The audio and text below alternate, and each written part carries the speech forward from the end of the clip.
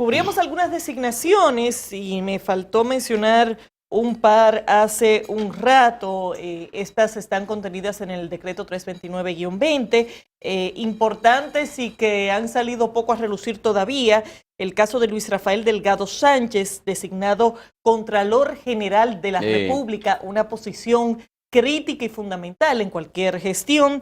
Igualmente hay que mencionar el caso de Fernando Durán, que queda designado Administrador General del Banco Agrícola, posición extremadamente importante también, sobre todo luego del anuncio del presidente Luis Abinader de destinar 5.000 millones de pesos al financiamiento de la producción agropecuaria con tasa de interés cero. Por lo tanto, esa será la persona que tendrá que ejecutar. Y también igualmente muy importante la designación de Reinaldo Enrique García Sánchez como Director General de Migración, una posición crítica en la gestión de la migración en República Dominicana, sobre todo en lo que tiene que ver con los conflictos generados por el tema haitiano. Así que son otras de las designaciones importantes que tuvieron lugar en el día de ayer. Y como está ahí mismo al ladito de migración, falta el nombre de la designación, de seguro está, pero todavía no ¿Pasaportes? Pasaporte, sí, la pasaportes dirección, está. Deme un segundito, déjeme buscarlo. Ahí está la dirección de pasaporte, que seguro que... Pasaportes, deme un segundito. Y la verdad es que toda esta información hay que estarla recogiendo por pedacitos. Sí, por pedazos, porque fueron muchas. Hay que decir, Jean Luis Rodríguez va de director de Portuaria. De Portuaria, Jean Luis Rodríguez. Nos faltaba mencionar. Exdiputado. Radamés González estará en la OMSA. Vamos a ver dónde está Pasaportes, que lo vi hace un rato. Bueno, yo lo encuentro de aquí a un ratito. Bueno, mire, señores. Aquí está. Ok. Ay, perdón. Néstor Julio Cruz es el nuevo director de Pasaportes. Néstor Julio, qué bueno. Néstor Julio Cruz. Está el presidente ya ampliando ya el espectro de ese gabinete y de las demás direcciones generales. En el día de hoy, el Partido de la Liberación Dominicana publica en Espacio Pagado un comunicado de expresión de gratitud y empieza hablando de que le agradece al país su confianza en que depositó en los 4 periodos consecutivos, dando privilegio a la institución y cosas.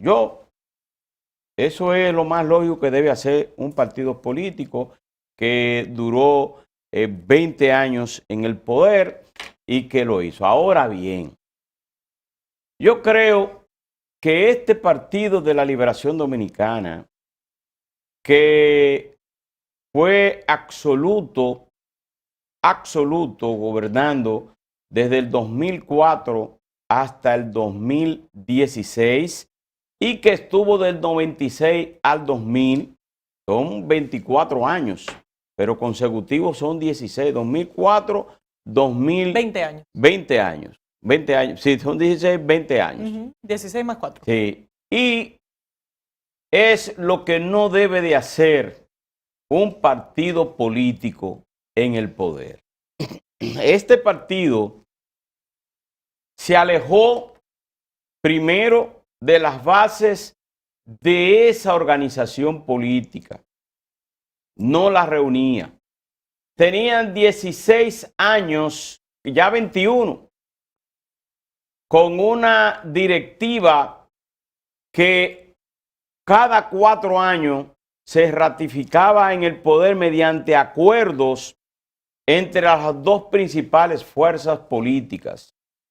Y que esta inacción de este partido, que solamente se reunían cuando había crisis, que las bases y los organismos de dirección no se reunían en ninguna zona, en ningún barrio,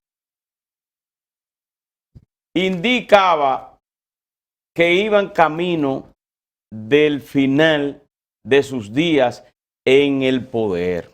Porque cuando se crean estas condiciones, y ese es el gran reto que tiene también el Partido Revolucionario Moderno, que desde el presidente de ese partido, que es ahora el ministro administrativo de la presidencia, y su secretaria general, que es Carolina Mejía, que es la alcaldesa del Distrito Nacional, y los demás vicepresidentes. El primer vicepresidente es precisamente que a la falta de paliza lo sería Roberto Fulcar, es el ministro de Educación. ¿Qué quiero decir con esto?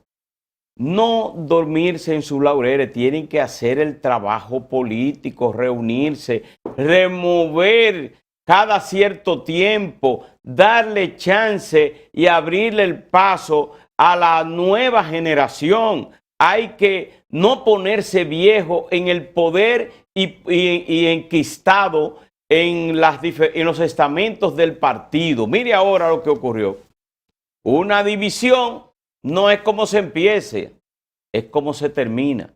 El presidente Danilo Medina, desde el 2012 hasta el 2006, fue un presidente valorado a nivel de los dominicanos y valorado también a nivel internacional. Cuando empezó los problemas internos como consecuencia de la intención de buscar una tercera reelección y después la imposición de un candidato nuevo, joven, frente a muchos que estaban ahí, bueno, pues eso provocó disgustos y enfrentamientos. Ese enfrentamiento, y yo lo dije aquí en Hoy Mismo, el presidente ha dicho, creo que fue en San José de Ocoa, que dijo que se alegraba mucho de ver la integración de PRDistas, de gente que volvió, que se fue con Leonel Fernández y que estaban ahí,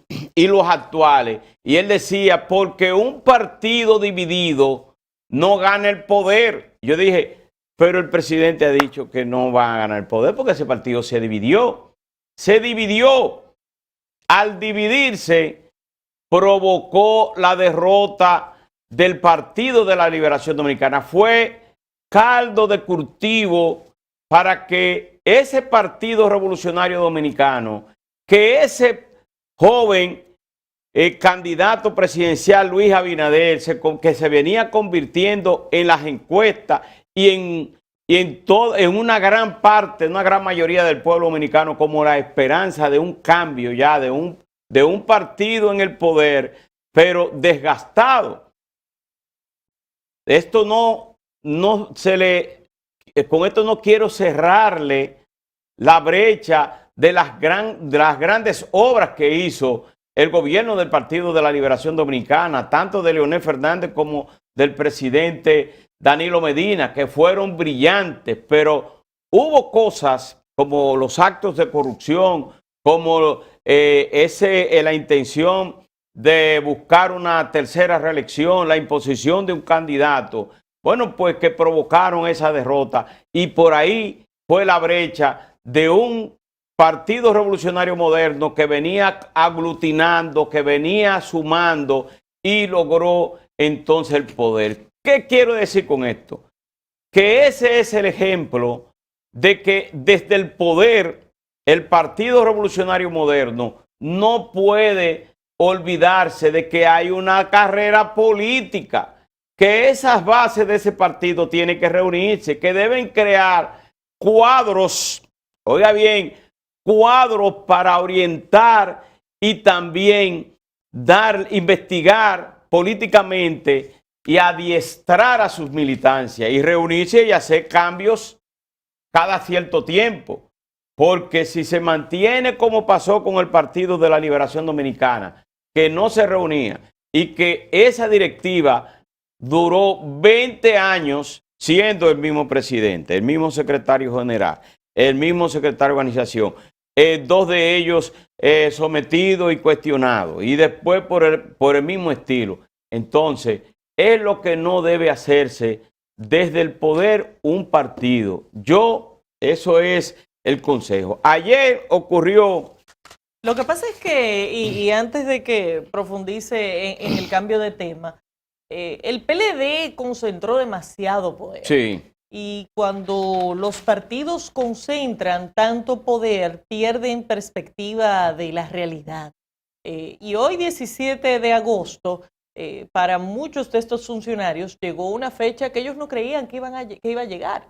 Y es la fecha de ellos salir del Estado y dedicarse a hacer otras cosas. Hay funcionarios dentro del PLD que se creyeron que nacieron para ese puesto y que se creyeron que eran los funcionarios sempiternos que se iban a quedar en la gestión pública mientras se mantuviera esa concentración, ese entorno que por demás el PLD se encargó de no compartir.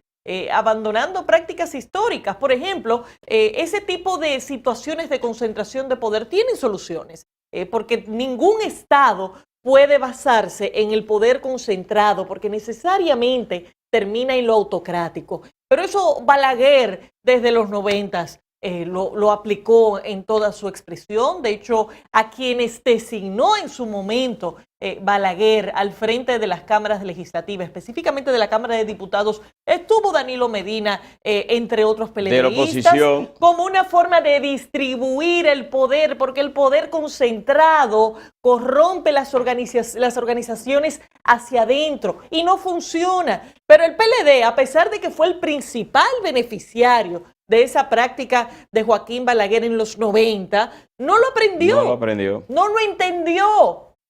Y continuó concentrando poder y entendiendo que podía hacer todo lo que quisiera. Eso que pasó en el Consejo Nacional de la Magistratura con la magistrada Germán, ese desplante, esa grosería, ese abuso del Estado en contra de esa magistrada. Eso que pasó en el Congreso Nacional, ese intento de violentar la Constitución sin un consenso de la población de que eso fuera posible. Esa imposición de un candidato a la hechura e interés del mandatario. Pero eso va desde más atrás. Ese desconocimiento del presidente Medina de que la Constitución le prohibía reelegirse. Porque recordemos que él desde mucho antes decía que no había tomado su decisión. Que no había ninguna decisión que tomar. La Constitución decía que no y punto. Entonces, llegó un momento en que el PLD se sintió por encima de las leyes, por encima de la Constitución y por encima del país.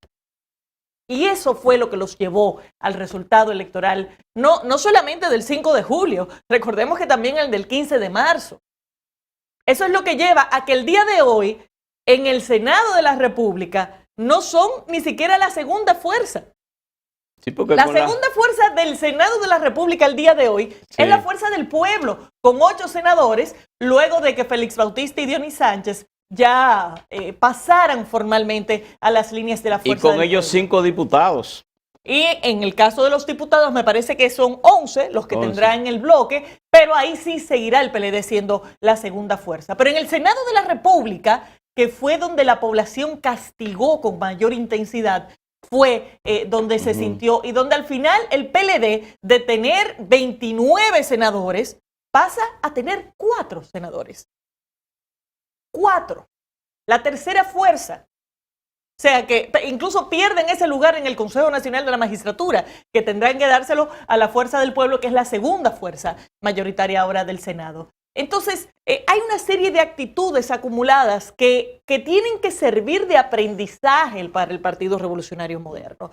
El Partido Revolucionario Moderno no va a concentrar el mismo nivel de poder que en su momento concentró el PLD, porque no tiene mayorías mecánicas en el Congreso. Y eso es saludable. Lo que pasa es que aquí también se quiso instalar la idea de que para tener gobernabilidad necesariamente el Congreso tiene que ser un sello gomígrafo del Poder Ejecutivo, que fue lo que hizo el PLD durante sus gobiernos. Logró tener una concentración del poder y de representación en el Congreso Nacional y eso llevó a que se perdiera el principal mecanismo de contrapeso según nuestro diseño constitucional, que es el Congreso de la República. Señores, da pena y vergüenza que los mecanismos de control y fiscalización del Congreso Nacional, después de la Constitución del 2010, al día de hoy siguen sin estrenar.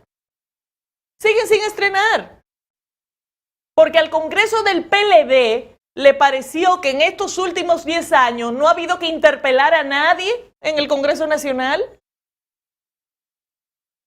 ¿Y ellos son el contrapeso al Poder Ejecutivo? En teoría sí, es que el Congreso está llamado y el mandato de la Constitución es expreso, a legislar por un lado y a fiscalizar y controlar por el otro. Pero como es del PLD, esa función sencillamente no se ejerció, no solamente no se ejerció, no se permitió que las minorías partidarias tampoco lo ejercieran. Pero el tema va más allá. Señores, el PLD quiso hacerse una ley de partidos a la medida y una ley de régimen electoral a la medida también. Entonces, esa concentración de poder y ese intento de diseñar la institucionalidad en torno a sus intereses particulares es lo que ha llevado a esa debacle electoral del Partido de la Liberación Dominicana. Ahora habrá que ver lo que pasa, tendrán la oportunidad de reflexionar, todavía no lo han hecho. De hecho, Temístocles Montase, que estuvo aquí recientemente, planteaba que ese análisis de fondo todavía no lo han hecho, y planteó una serie de teorías de la clase media y de cómo el PLD ha sido el que más ha impulsado la clase media y que después la clase media no sé qué cosa. Al final, no se vayan en teorías tan elaboradas, tan complejas, con lo que está a la vista de todos. El PLD concentró demasiado poder y dejó de escuchar a la población, porque terminó sintiéndose por encima de la población, por encima de las instituciones, por encima de la ley, por encima de la Constitución.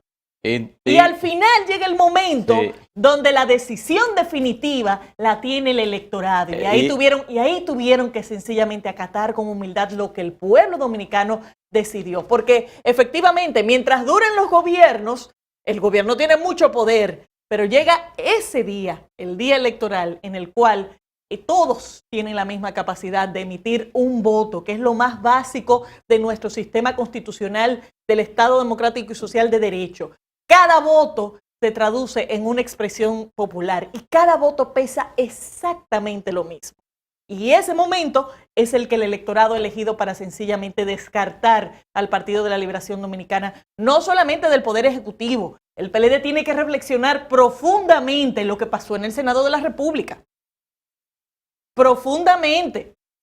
Incluyendo el hecho de que este resultado electoral confirma que esa hegemonía peledeísta en el Senado de la República se derivaba en parte del arrastre que impuso el mismo Partido de la Liberación Dominicana.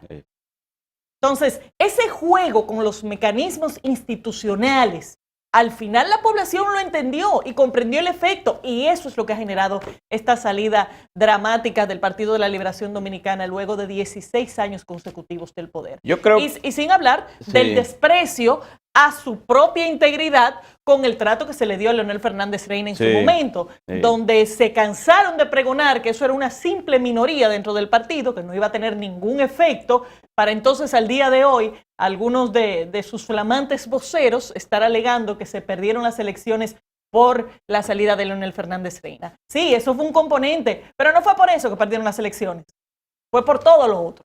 Ahí hubo un deseo de la población de buscar un cambio y también de un voto de castigo a un partido y a un gobierno ya cansado. Y hay que decir lo siguiente, a la clase política dominicana, ya está bueno de utilizar la Constitución de la República para beneficios e intereses políticos y personales.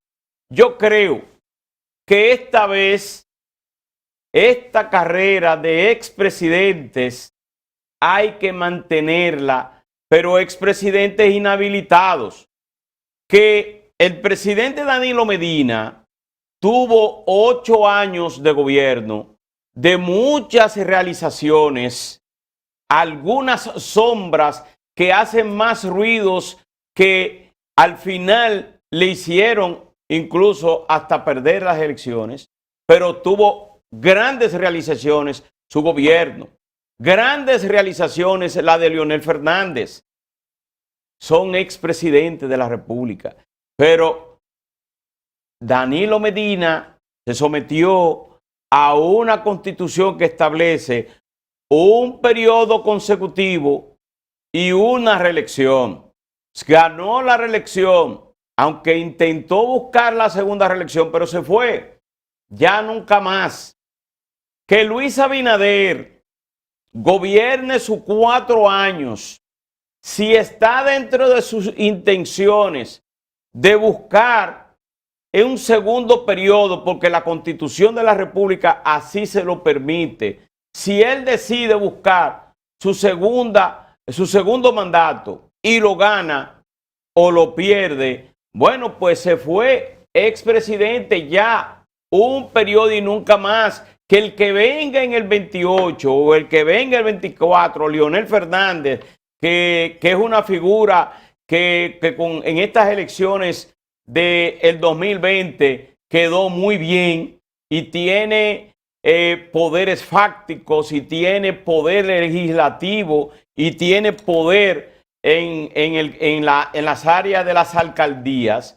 Entonces, que venga, bueno, pues 4 años o 8 y se va, y que esos expresidentes se conviertan en asesores, en orientar a la población, en buscar cosas positivas para el país. Eso es lo que se quiere a partir de ahora, no que cada 4 años o la intención de una gente, bueno, yo quiero buscar un tercer periodo. No, pues ya, no hay que reformar la Constitución para eso.